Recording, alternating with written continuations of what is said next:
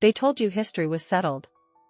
That the origin of humanity was a closed case, apes to men, stone tools to smartphones, and a whole lot of coincidence in between. But what if I told you, they left something out? Not by accident, but by design. What if the missing piece wasn't buried in a desert or lost in translation, but censored? Locked away in dusty archives, silenced in textbooks, and, most shockingly, asterisk removed from cinema screen star. Because in 2025, a film dared to show the unfiltered truth about the Anunnaki, and vanished without a trace. This isn't science fiction, this is about you. Your origins. Your DNA. The theory says we didn't just evolve, we were engineered. Modified. Molded by beings from a distant world called Nibiru. Beings worshipped as gods, remembered as myths, and now revealed as something far more complex. And they don't want you to see it. Not the film. Not the texts. Not the patterns. Because when this knowledge surfaces, everything changes: science, religion, power, identity. So if you're the kind of person who questions what you're told, who senses that the official story doesn't quite add up, then buckle in. Because in the next few minutes, we're going to connect dots they never wanted you to trace. And by the end, you may never look at the stars, or yourself, the same way again. Have you ever wondered if the gods of ancient civilizations were more than just myths or metaphors? The Anunnaki, according to ancient Sumerian mythology, were not symbols of nature or spiritual concepts, they were real, tangible beings. Described as those who came from the heavens to earth, their presence wasn't limited to altars or stories. They walked among people. And their name? It literally fuses the heavens, *Anu*, with the earth, *Ki*. Sounds poetic, but what if it was literal? The Anunnaki are closely tied to one of the most controversial cosmic theories out there, the planet Nibiru. Not just any celestial body, Nibiru is often portrayed as the mysterious 12th planet, orbiting far beyond Neptune. Zecharia Sitchin, one of the most talked about authors in Ancient Astronaut theories, claimed these extraterrestrials came from Nibiru over 400,000 years ago. And no, they weren't here for sightseeing. According to these theories, they came to mine gold. Now picture this: you're a primitive hominid, struggling to survive, and suddenly, beings from the sky land with tools and power beyond your wildest comprehension. That's the scene painted by countless Sumerian texts. Not myths, but administrative records. Reports of beings named Enki, Enlil, and Ninmah, each with designated roles and interstellar authority. These weren't just gods, they were managers, overseers, engineers of civilization. What's wild is how consistently they show up in the archaeological record. Those winged beings holding the strange bag? You'll find them not just in Mesopotamia, but mirrored in Mesoamerican and Egyptian art. And that bag? Always in the same position. Always the same shape. Are we really to believe this is just artistic coincidence? Or is it a symbol we've forgotten how to read? You start to see a pattern, an unsettlingly structured pattern. The Anunnaki weren't alone, they formed a council, a galactic order with political divisions and long-term plans. It's as if Earth was once managed like an interstellar outpost. Ancient astronauts not only visited, but embedded themselves into the evolution of human society. Sounds like science fiction. Unless you're willing to entertain the idea that history is incomplete. And here's the kicker: maybe it's not myth at all. The Enuma Elish, an ancient Babylonian text, reads suspiciously like a manual. Not a myth, a memory. Genetic experiments, failed prototypes, hybrid creations. If you read it through the lens of 21st century understanding, it feels less like folklore and more like classified documentation. All of this is no longer buried in dusty archives. You can find translations, documentaries, books, like Sitchin's The 12th Planet. Don't treat it as gospel, but treat it as a trigger. Because if even a fraction of it is true, then everything changes. Including what comes next, a theory that's as ridiculed as it is fascinating. And it just might hold the missing piece. Every name carries a frequency, a vibration, a story, especially names born from civilizations that shaped the cradle of humanity. Anunnaki isn't just a fancy ancient word, it's a coded reference to something far greater. It fuses Anu, the sky, the cosmos, with Ki, the earth, the terrestrial. Those who came from the heavens to earth. Not a metaphor. A title. A declaration of presence. When the Sumerians etched that name onto stone tablets, they weren't telling bedtime stories. They were documenting power. Authority. These weren't imagined entities, they were known and feared like kings and rulers. The way one speaks of presidents or emperors today, they spoke of Enki and Enlil. Their origins weren't abstract, they pointed skyward, to Nibiru, and called them masters of the stars. If that alone doesn't spark curiosity, consider this: these beings didn't just rule, they governed systems. Laws, lands, calendars, knowledge. In the same breath the Sumerians recorded crop cycles and star movements, they mentioned the Anunnaki, because to them, it was all connected. Their gods weren't out there, they were right here, shaping everything from irrigation to civilization. And why would these ancient people, some of the first to develop writing, waste precious clay and time carving fictional stories? Think about it.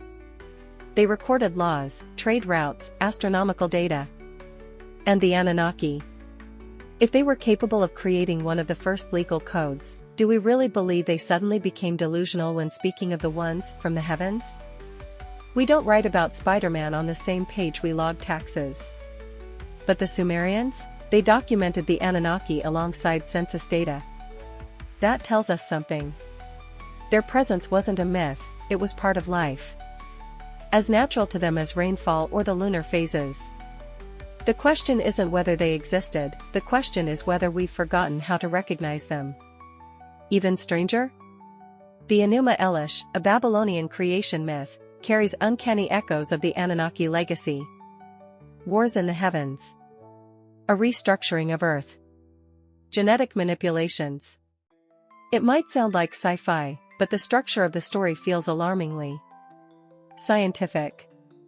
Was it poetry, or encrypted truth passed through generations under the veil of myth? Understanding the true meaning behind the Anunnaki's name is like cracking a cipher. It reveals a philosophy, a timeline, a mission. And it begs a deeper question: if their name is a declaration of origin, then what was their purpose here? Why Earth? Why humanity? To uncover that, we need to follow the cosmic breadcrumbs laid out by one of the most audacious theories of all. Imagine this: every myth you've ever heard, every god with wings, every chariot in the sky. What if they weren't just stories, but misinterpreted sightings? That's the foundation of the Ancient Astronaut theory. It flips the script, suggesting that what ancient people called gods were actually extraterrestrials.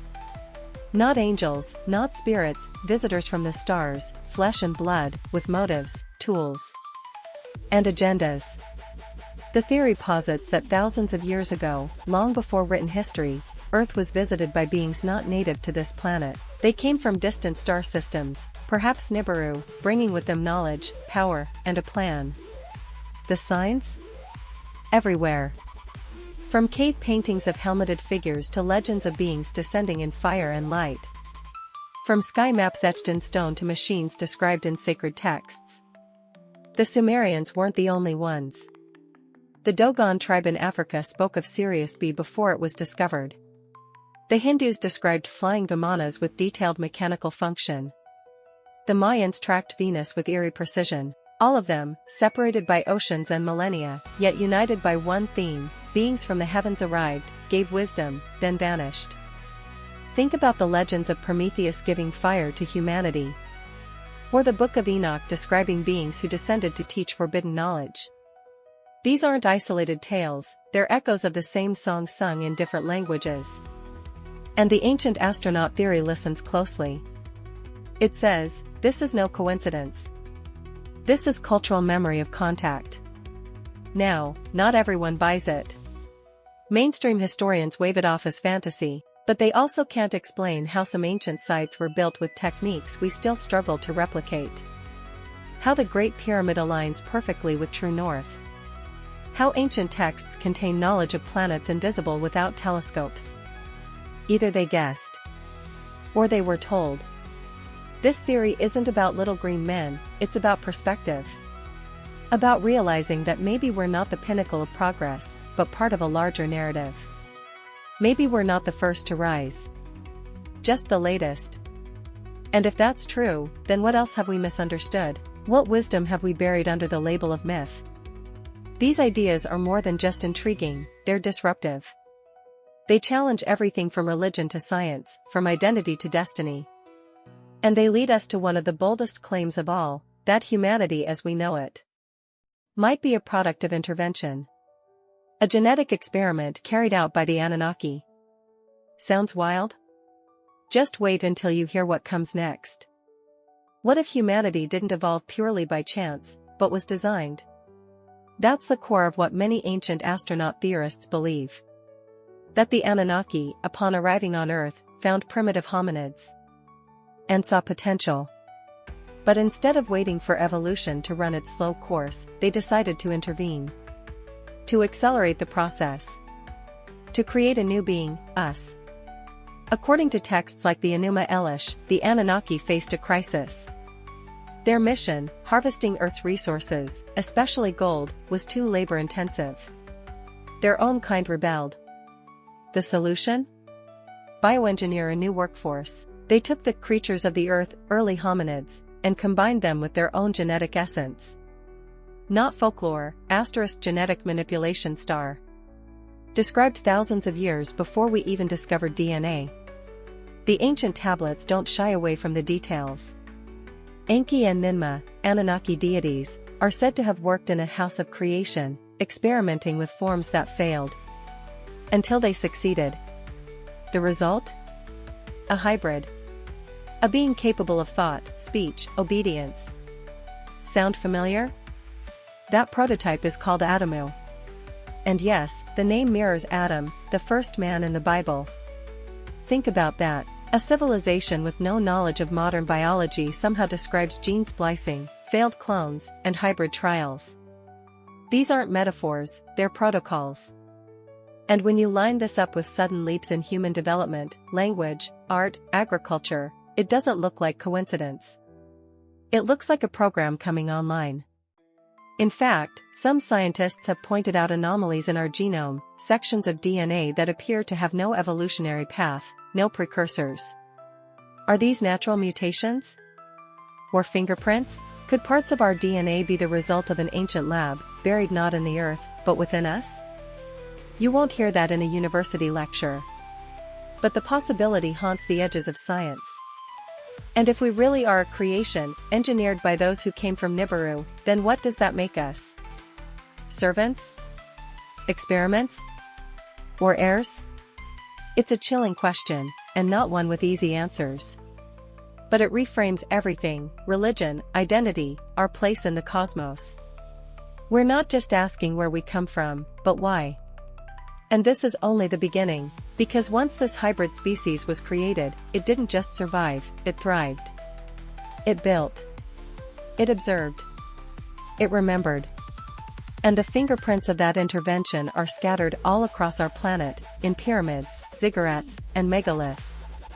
Next, we follow those fingerprints into the architecture and intellect of civilizations themselves. Step into the ruins of Egypt, gaze upon the symmetry of Teotihuacan, or marvel at the precision of Stonehenge, and ask yourself, how? How did ancient civilizations, with no cranes, no concrete, and supposedly no advanced tools, achieve feats that defy even our modern standards? Some say genius. Others say guidance. The Anunnaki theory whispers, influence. According to this theory, once the Anunnaki genetically uplifted humanity, they didn't vanish. They taught. They led. They passed down knowledge, about the stars, about stone, about cycles of time. And when you look at the architectural alignment of these ancient wonders, perfectly in tune with constellations like Orion or Sirius, you have to wonder, were our ancestors just really lucky? Or were they following a blueprint? Take the Great Pyramid of Giza. It aligns with true north to a fraction of a degree. Or Teotihuacan, laid out like a cosmic map of the solar system. Or the Mayan temples, tracking eclipses and Venus with mathematical accuracy. These aren't just structures, they're statements. Messages in stone. And some researchers believe those messages came from the stars, or from those who rode down on beams of fire. Now zoom in, not just on the buildings, but the numbers. The Sumerians had a sexagesimal system, base 60, that's still used today in our clocks. They tracked lunar cycles, planetary orbits, and even distances between celestial bodies with shocking precision. And they claimed they didn't invent this knowledge, they were taught it. By whom? You already know the name. Even their calendars were cosmic. Civilizations across continents tracked celestial events over thousands of years, something you'd only do if you had the tools. Or a teacher. This wasn't a natural progression of trial and error. This looks like knowledge transferred suddenly. Injected, even. As if someone handed humanity a celestial instruction manual and said, build. And the similarities don't end with stone and stars. The symbolism across ancient cultures, serpents, winged beings, divine tablets, repeat like a universal language. Were they all dreaming the same dream? Or remembering the same visitors? Symbols endure because they mean something. And maybe, just maybe, they're warnings, reminders, or invitations. But here's the twist. Despite this undeniable brilliance, mainstream academia keeps calling it coincidence, dismissing the possibility that someone helped. Yet these monuments still stand, whispering a truth carved in silence. And it's not just in structures, it's in stories, legends, myths. And that's exactly where we're headed next. Let's face it, extraordinary claims demand extraordinary evidence. And that's where things get heated. Because for every tablet, artifact, or myth that seems to point toward extraterrestrial contact, there's a chorus of scholars yelling coincidence, misinterpretation, or worse, pseudoscience. But the evidence doesn't go away just because it makes people uncomfortable. Take the ancient cylinder seals found in Mesopotamia. Some of them clearly depict solar systems, with the sun in the center, long before we discovered heliocentrism. Others show what appear to be beings in suits, craft with control panels, or stars positioned just as modern astronomy confirms. Are these artistic flukes? Or blueprints, misfiled as mythology? Critics argue that ancient people used metaphor and imagination. That when they wrote about beings descending from the heavens, they were just spiritualizing nature. Fair.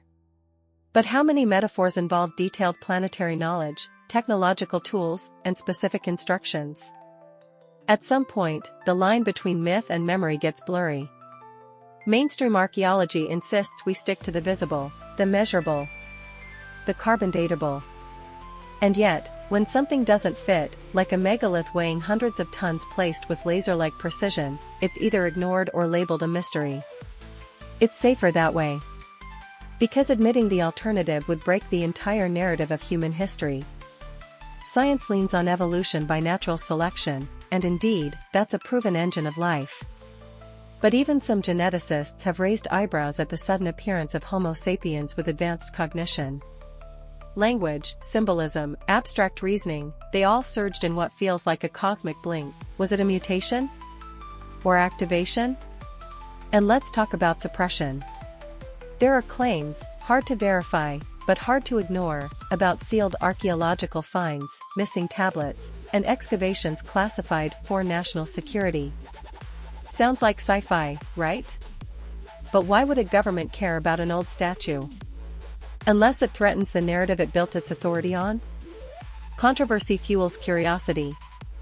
The more they tell us not to look, the more we want to. And the more we dig, literally and figuratively, the more we uncover. But not just in Sumer or Egypt. These patterns repeat across the world, across cultures, across oceans. As if someone, or something, wanted to leave no civilization untouched. Here's something they don't tell you in school: nearly every ancient civilization, no matter how far apart, no matter how isolated, tells the same story. Beings from the sky. Great floods. serpents of knowledge, wars among the gods. It's like humanity got handed a script, and each culture translated it in their own way. Different costumes, same plot. In Egypt, we hear of Osiris, god of the underworld, bringer of resurrection, who came from the stars and returned to them. In India, it's the Devas and Asuras, divine beings who battled in flying machines, their Vimanas echoing descriptions of modern aircraft. Across the Atlantic, the Mayans and Aztecs worshipped Quetzalcoatl, the feathered serpent who came from the heavens, taught civilization, and promised to return. These aren't just mythological coincidences. They're parallel blueprints. Take the concept of a sky god descending in fire and light. You'll find it in the Bible, the Popol Vuh, the Vedas, the Book of the Dead. If one culture tells the story, it's a myth, but when a dozen do, spanning thousands of years and continents, they're not echoing fantasy. They're echoing contact. The Anunnaki, central to Sumeria's mythology, weren't the only ones said to descend. And yet, their traits, immense power, command of knowledge, manipulation of human destiny, are mirrored again and again. Even their planetary origin, Nibiru, finds thematic cousins in other myths: Asgard, Olympus, Amaravati, homes of gods that orbit, hover, or shimmer beyond human reach. Now add the symbols. The winged disc, the staff and serpent, the third eye, found in tombs, temples, and caves from Africa to Indonesia. You begin to realize, ancient cultures were speaking a shared language. A language not of words, but of images, geometry, and cosmic timing. One that may have originated from a single source. What if these myths are less like fairy tales and more like puzzle pieces? Memory fragments passed down through oral tradition and sacred art, distorted over time, but rooted in real events. You see, humans remember stories better than science. And what's easier to preserve across centuries, an equation, or a legend of gods descending from the sky? The more you connect the dots, the harder it is to dismiss. It's not that every myth is literal. It's that they all might be resonating with something real. A shared experience of divine, or alien, presence that rewrote the course of history. And maybe, just maybe, someone tried to capture that experience in a film. One that the world wasn't supposed to see. There's a film they say you were never meant to see. No Hollywood hype. No red carpet. Just whispers, online forums, grainy trailers, and sudden takedowns. A production allegedly completed, shelved, and silenced, Anunnaki, 2025. And why? Because it didn't just entertain. It exposed. It dared to dramatize the one story that threatens to unravel everything we think we know. According to those who claim to have seen early cuts, the film doesn't play it safe.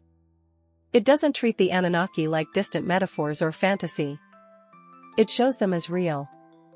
As extraterrestrials from Nibiru, as genetic engineers who descended onto ancient Suméria and altered the course of human evolution. With sets built from ancient blueprints and scenes inspired by the Enuma Elish, it blurs the line between fiction and forbidden knowledge. The script? Based heavily on the works of Zecharia Sitchin and the Ancient Astronaut theory. It reconstructs the arrival of the Anunnaki, their clashes over Earth's destiny, and their manipulation of early hominids to create Homo sapiens. Not as a metaphor. As a reenactment. And for some, that's too dangerous to broadcast, because when the lines between myth and memory blur, questions start getting uncomfortable. Was it censored? Some say yes. That its investors were pressured. That distribution partners pulled out without explanation. That digital traces of its production kept vanishing. Maybe it was poorly made. Maybe it was just too accurate. But ask yourself, why would a low-budget sci-fi film trigger so much noise unless it touched a nerve? Fans and theorists split in two. Some saw it as a revelation, finally, a story that pulls no punches. Others dismissed it as pseudoscience wrapped in drama, but even the skeptics couldn't deny one thing: the questions it raised were haunting. Who are we really? Why do so many myths echo the same tale? And most importantly, why is this story always buried? See, it's not just about a movie, it's about control. Narratives shape nations. Beliefs anchor civilizations. So when a story like this surfaces, one that dares to say we were created, manipulated, even abandoned by those we once called gods, it becomes a threat. Not because it's false, but because, what if it's not? And maybe, just maybe, that's why it disappeared. But the story didn't die. It survived, in whispers, in forums, in bootleg uploads. And now, it finds new life. Because whether through fiction, myth, or hidden archives, the truth has a way of resurfacing. Which brings us to the final piece of this puzzle. So here we are. Standing on the edge of something bigger than myth, beyond science, and far deeper than any textbook dares to explore. The story of the Anunnaki, of Nibiru, of ancient astronauts and genetic intervention, it's more than a theory. It's a challenge. A cosmic dare. Are we brave enough to question the script we've been handed about our origins? Because the moment you start digging, everything starts shifting. The temples become timelines. The myths become memories. The ancient gods? They start to look a lot like visitors, engineers, observers, and maybe manipulators. Whether you believe we're the product of stardust or star beings, one thing is certain, there's a version of history they don't want you asking about. But that's exactly what makes it powerful. This isn't just about curiosity, it's about reclaiming a deeper understanding of who we are and why we're here. If the Anunnaki were real, if they truly altered the DNA of humanity, then we carry within us the legacy of the stars. And perhaps a responsibility to awaken what they left behind. What if the truth isn't hidden in some locked vault or buried artifact, but in our own bones, our collective memories, our dormant myths? What if all this time, we've been waiting for permission to remember? You don't need to be a scholar to start asking better questions. You just need to look up and wonder. And that's the beginning of something beautiful.